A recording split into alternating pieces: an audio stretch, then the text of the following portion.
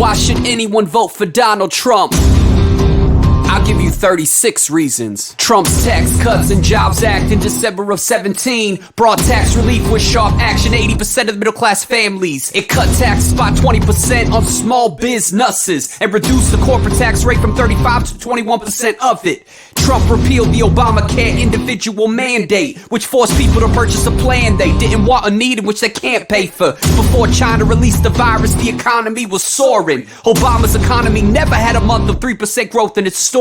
Trump's economy was roaring, over 3% for more than a full year, the first quarter of 17 to 2018's first quarter. In April 2019, the unemployment rate declined to 3.6%, the lowest since 1969. It stayed under 4% till January 2020, until China released the virus and we were forced to close the economy. As of January 2020, 7 million jobs have been added, yes sir. In the 3+ years since Trump's election, compare that to his predecessors. There were only 2.5 million jobs added from 2007 to the end of Obama's second term in 2017. Are you grasping the message? All-time low unemployment for Hispanic Americans and blacks at 4.2 and 5.5%. Are you hearing these facts? In the summer of 2018, the unemployment rate for women reached its lowest level in 65 years. Let's talk manufacturing. Obama said of manufacturing jobs, those jobs ain't coming back. But with Trump, over 500,000 manufacturing jobs have been added. The Wall Street Journal reported at the end of 2019 that wages were rising for non-supervisory employees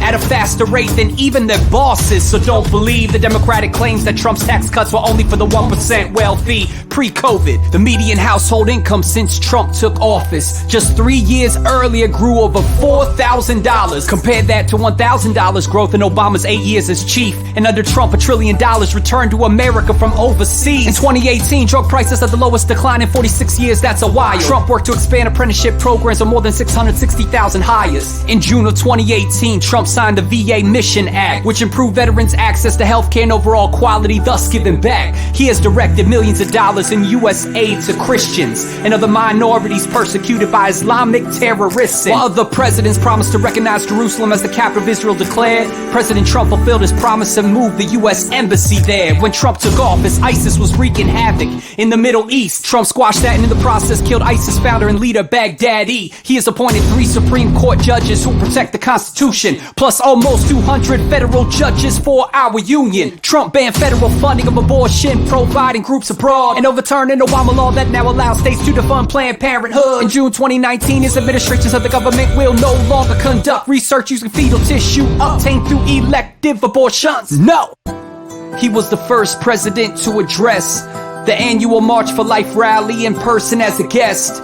He dedicated $25 million to protect religious sites across the globe and houses of worship. Trump's administration has issued guidance to protect voluntary prayer in public and elementary schools. He imposed penalties on sanctuary cities and made them ineligible for certain federal grants they were getting. There was a 56% drop in the number of illegal immigrants heading into the United States from Mexico, many with drugs cause no vetting. Trump has built over 400 miles thus far of the wall. More than 3,800 members of the MS-13 and 18 street gangs were criminally charged. He set up the SMART anti-trafficking Water Nation team and has more than double convictions of the awful. Human traffickers and increased by 75%. The number of defendants charged. He signed the First Step Act then, which freed thousands of black people from jail. But you won't hear about that because the mainstream media doesn't tell it. And as far as COVID, he was told about it on January 23rd, and by January 31st, flights from China were closed down to slow the curve. Biden called it xenophobic.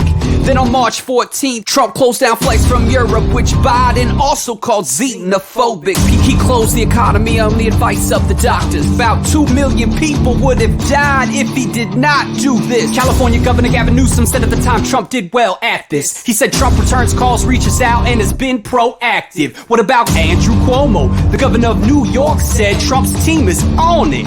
They have been responsive. Cuomo said, I want to say thank you, Trump. What about your boy Fauci? Yes, and Fauci said Trump's response to COVID was impressive and that he couldn't imagine anyone in a similar situation doing anything better. The media won't tell you that on the stations. Trump quickly did travel bans while Joe opposed them both. So $200,000 from COVID, under Joe a couple million would have croaked. So that's why I'm voting for Trump, and why you should do it too, November 3rd. Any questions, go to welcometotruth.com for your answers. Believe.